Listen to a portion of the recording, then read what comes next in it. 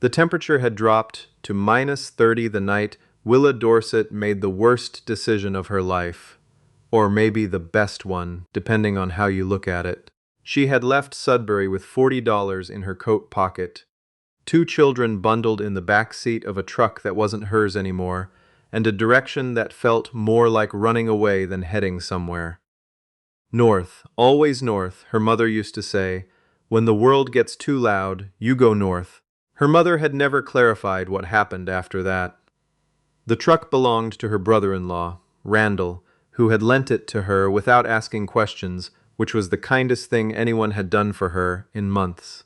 The children, Beau, who was 6, and had recently decided that speaking was optional, and little Margot, 4 years old, and terrifyingly observant, were asleep by the time she passed the last gas station for 60 kilometers.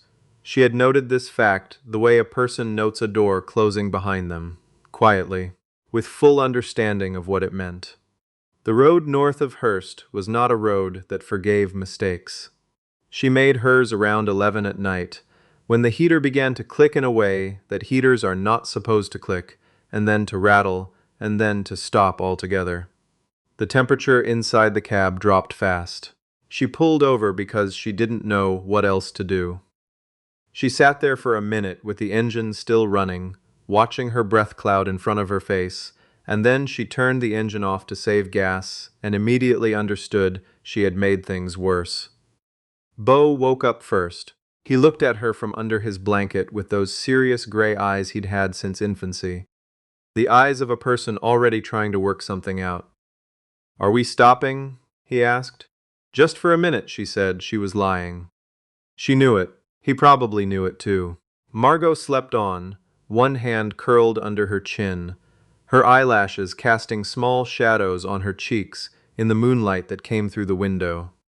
Willa watched her and felt the specific terror of being the only adult in a situation that required more than one. She had left because she had to. That much was true, and she'd stopped apologizing for it, at least in her own head. Her husband, Denton, had not been a violent man in the way that word usually means.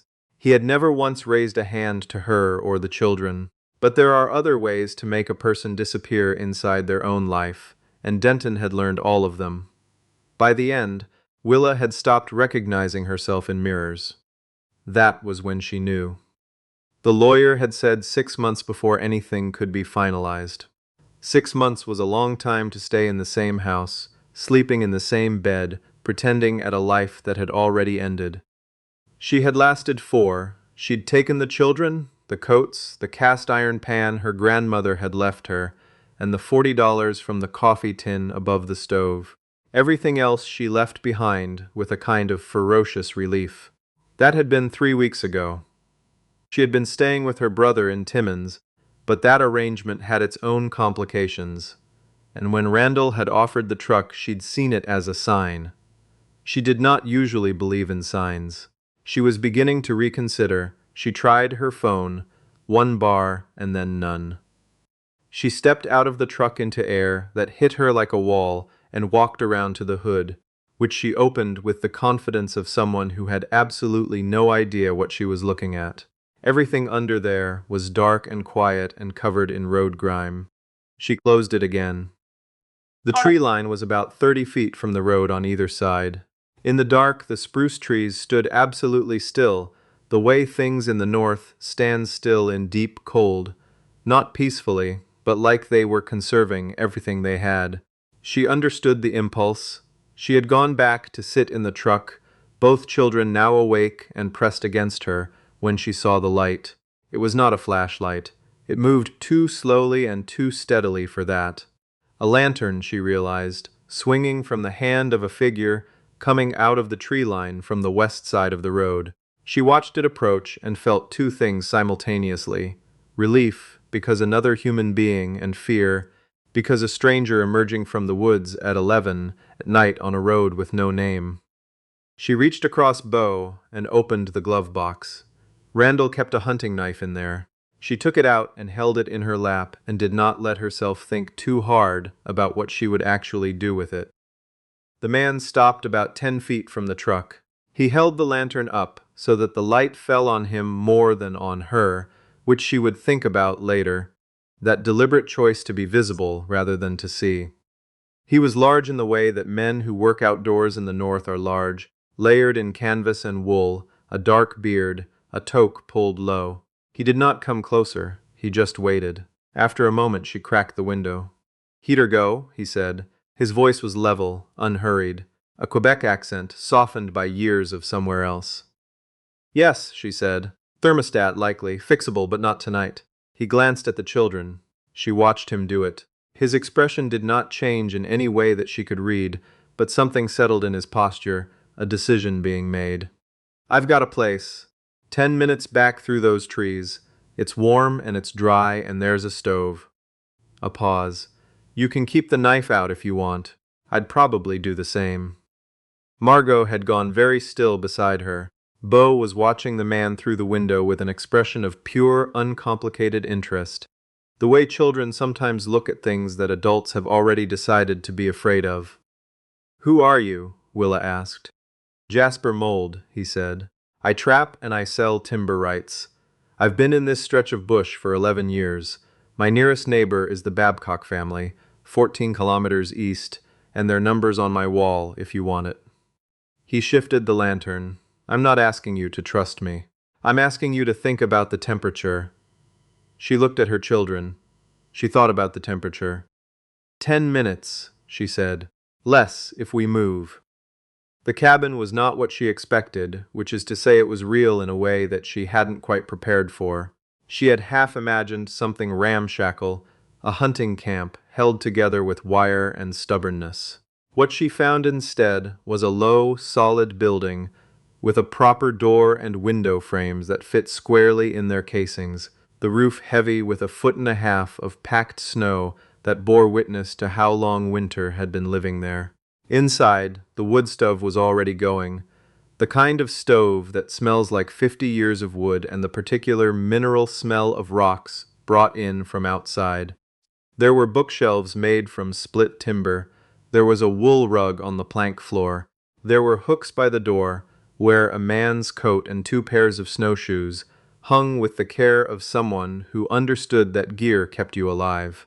Margot walked in and said, "It smells like Grandma's," and then climbed immediately onto the nearest flat surface, which was a wooden chest, and sat there looking around with approval. Jasper Mold turned on an additional lamp and put a pot of water on the stove and said nothing, while Willa stood in the middle of the room and tried to calibrate her danger. She had the knife in her coat pocket still. He hadn't mentioned it again. He was older than she'd thought on the road. Maybe 45, maybe more. There was a scar on his jaw that ran from below his ear toward his chin, old and pale and long-heeled. His hands, when he moved the pot, were the hands of someone who used them every day in ways that cost something. "How long have you been on that road?" he asked, not looking at her. "About an hour," she said. "Maybe more." He nodded. "You were lucky the temperature hadn't dropped further. It's going to -40 by morning." She hadn't known that. She felt it land in her chest, the knowledge of how close the margin had been, and she kept her face still because the children were watching her. "Is there somewhere I can call?" she said. "My phone's out of range. Satellite phone on the shelf. I'll get it after I make sure these two have something warm in them." He glanced at the children. "Can they take hot chocolate?" Beau, who had not volunteered a word to a stranger in 4 months, said, "Yes, please," with such immediate clarity that Willa felt something shift behind her sternum. She sat down. She had not planned to stay. She had not planned anything past the moment of walking through the door. But Margot was already half asleep against Willa's arm, her hot chocolate cup held loosely in both hands, and Beau was watching Jasper move around the small kitchen with the focused attention of a child cataloging something important. And the stove was filling the room with heat that felt like an apology for the last hour. The last several months, if she was honest. Jasper brought her a cup of tea without asking if she wanted one. He set it on the table beside her and went back to the stove. "You don't have to explain anything," he said. "I wasn't going to," she said. A brief silence. Something that might have been a smile moved across his face, but it was gone before she could be sure. "Fair enough," he said. She slept on the cot he made up near the stove, with Beau curled against her back and Margot tucked in front, and she woke twice in the night. Once to the sound of wind picking up outside, and once to find that he had put another log on the fire without waking them. She lay still for a while after that, listening to the stove tick, and the children breathe, and the wind throw itself against the roof, and she thought about the version of this night where she had stayed on the road. In the morning the temperature had done exactly what he said it would do. The thermometer nailed to the outside of the door frame read -42. The truck, Jasper told her when she checked, would start again when the weather broke, which would be 2 days, maybe 3. She had braced herself for the conversation about staying, for the negotiations, the conditions, the thing that would need to be offered or extracted. She had learned to prepare for these conversations with men. It didn't happen.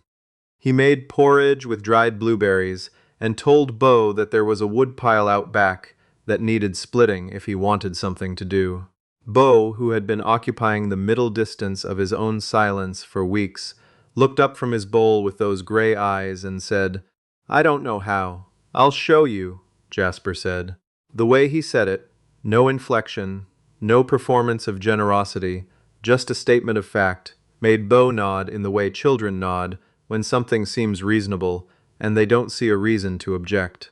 Willa watched her son follow this man. She barely knew out the back door, and told herself she was watching in case she needed to intervene. But that wasn't entirely true.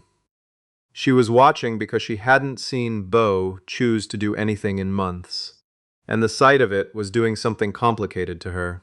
Margot spent the morning reorganizing the lower shelves of the bookcase according to a logic only she understood, and reported her progress regularly to Willa, who said, at intervals, and stared out the window at the frozen tree line and tried to understand what she felt. What she felt was, mostly, tired. Tired in the way that only becomes visible when it's safe to feel it. She had been so busy being vigilant that she'd forgotten she was also exhausted. Around noon, Jasper came back inside with Beau trailing behind him, both of them carrying an armload of split wood. Beau's were small pieces, rough-edged, the work of a 6-year-old with a hatchet he'd been very carefully supervised with. He stacked them next to the stove with a seriousness that made Willa's throat tighten. "He's got a good eye," Jasper said to her, in the same neutral tone he used for everything. Not performing. Not performing anything. That was what she kept coming back to. That evening, after she'd put the children down on the cot, they were both so comfortable there by then that it had stopped being a cot and become, in their minds, simply where they slept. She sat at the table with the satellite phone she hadn't yet used and tried to think about what she would say. She called Randall, told him where she was, gave him the coordinates Jasper had written down for her. Randall said he'd come up when the road was clear, check the truck, could have it running by the following afternoon if it was what Jasper thought it was. She said thank you and meant it in a way she hadn't meant anything in a while. She didn't call Denton. She wasn't ready for what that conversation would do to the particular quiet she had found in this cabin in the middle of a February that was trying to kill everything it touched. Jasper was at the other end of the table with a book, and he looked up when she set the phone down.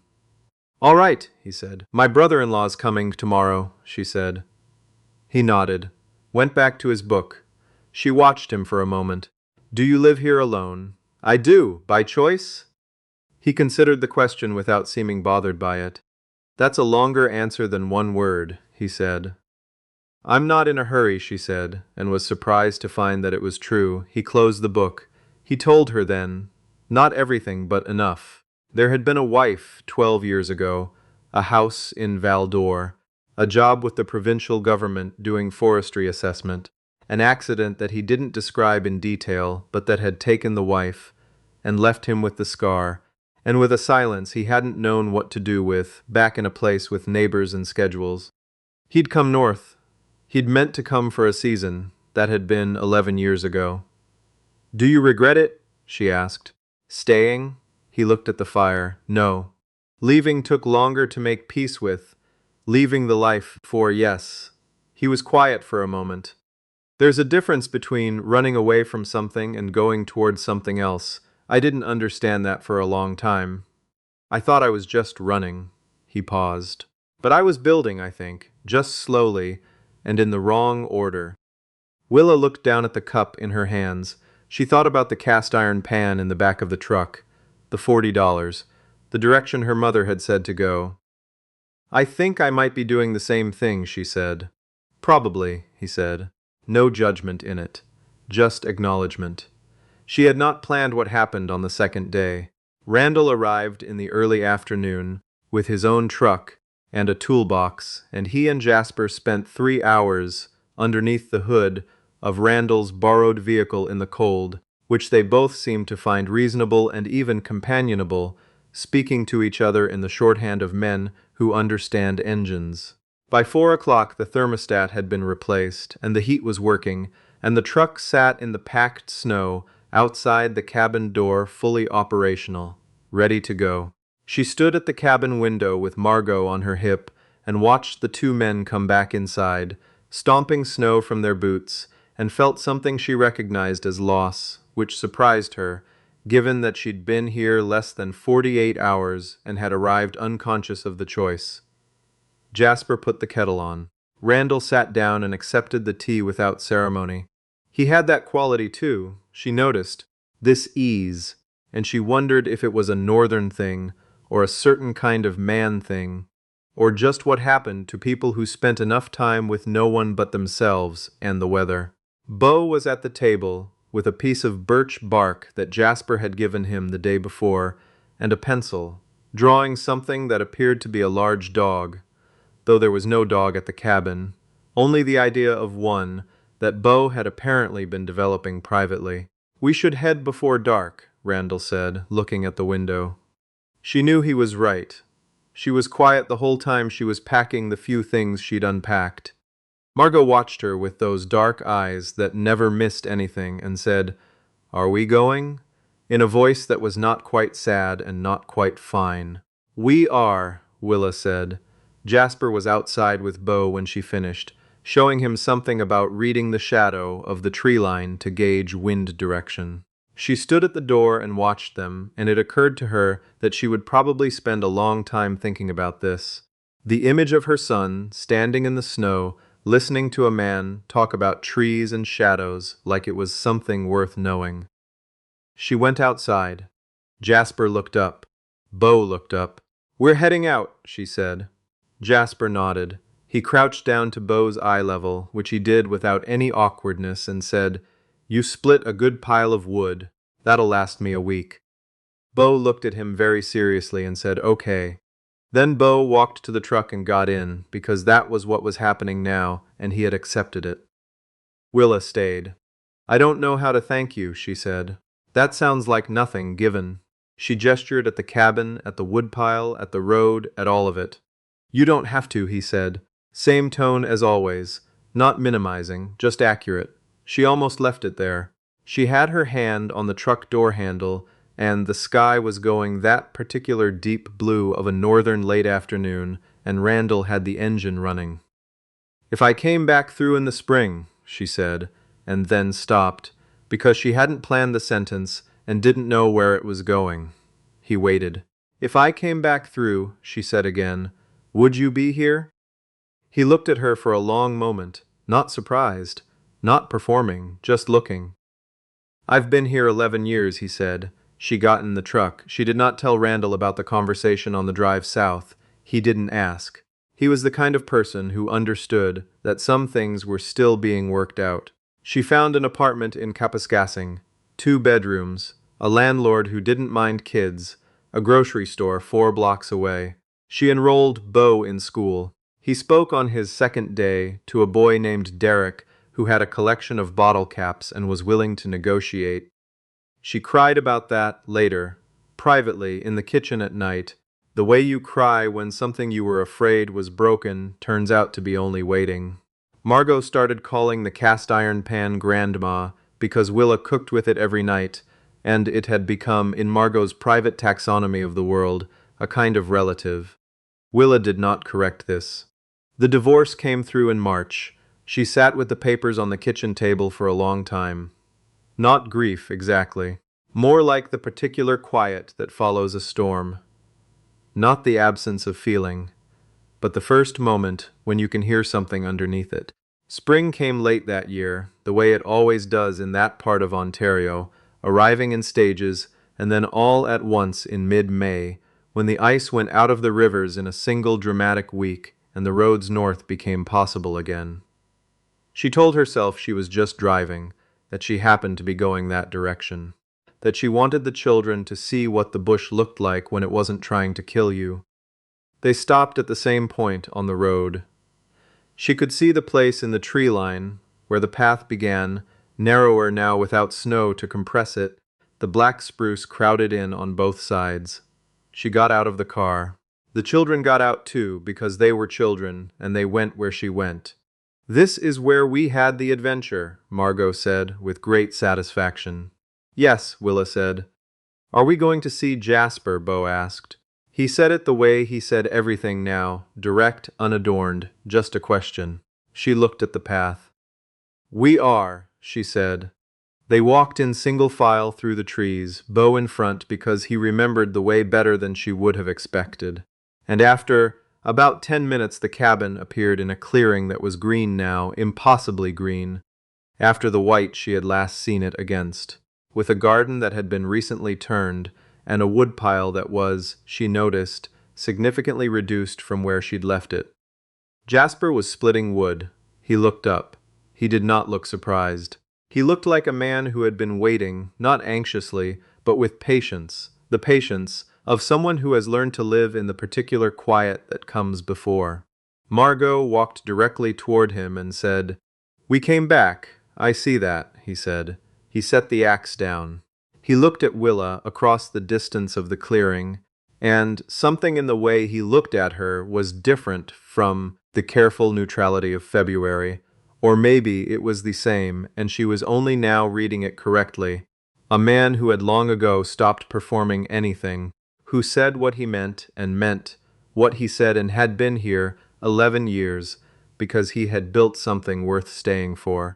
She walked across the clearing toward him and thought about what her mother had said.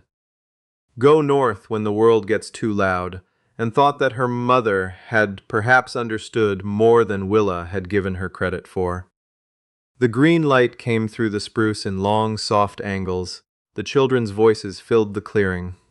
Somewhere a woodpecker worked at a dead tree with steady, purposeful knocking. She reached him.